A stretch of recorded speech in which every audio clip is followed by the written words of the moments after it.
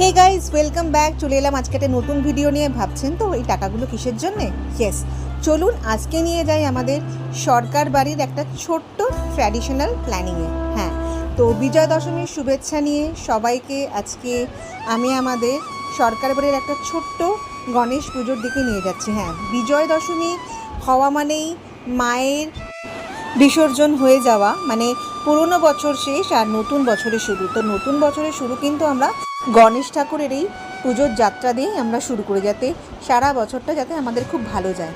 তো এখানে আমরা বসে পড়েছি একটা মানে সবাই মিলে যে যার আসন পেতে গণেশ ঠাকুরের সামনে। তো এখানে আমাদের কিছু পুজো আচ্ছার যে ট্র্যাডিশনাল যে রিচুয়ালসগুলো সেগুলো এখন আমরা করব। আই হোপ আমাদের তো ভালোই লাগে প্রত্যেক বছর এই রিচুয়ালসগুলো করতে। তো আই হোপ আপনাদেরও খুব ভালো লাগবে ভিডিওটা। আর ভিডিওটা ভালো লাগলে কিন্তু অবশ্যই সবশেষে একটা লাইক কমেন্টস করবেন। আমরা কলাপাতা নিয়ে নিয়েছি, এই কলাপাতার মধ্যে আমরা এখন সব ঠাকুরের নাম লিখব। তো সব ঠাকুরের নাম লেখা হয়ে গেলে তো কলাপাতাগুলোকে আবার ঠাকুরের কাছে দিয়ে দেবো। আর এইটা নিয়ে নিচ্ছি আমরা মানে দই। এই দইটাকে আমরা নাকের মধ্যে সবাই ঘ্রাণ নেব। ঠিক এইভাবেই প্রত্যেকটা জিনিস আসবে, যেমন দুধে আমরা ঘ্রাণ নেব, তারপরে আসবে মধু, তারপরে আসবে হলুদ, তারপরে আসবে সোনা। তো এইভাবে আমরা রিচুয়ালসগুলো আমরা করি, এক একটা মানে পদার্থগুলো নিয়ে যে যে জিনিসগুলো আমাদের ঠাকুর পুজোর জন্য লাগে সবাই এগুলোকে তো আমরা ঘ্রাণ দিই।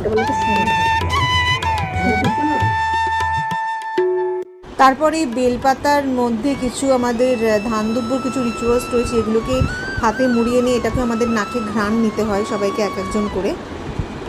তো সবশেষে এই রিচুয়ালসগুলো কমপ্লিট করার পর আমরা গণেশ ঠাকুরকে প্রণাম করে চলে যাব মায়ের বরণ করার জন্য, মানে দুর্গা মাকে বরণ করার জন্য, যে ঠাকুর আমাদের পাড়াতে বিসর্জন যাচ্ছে।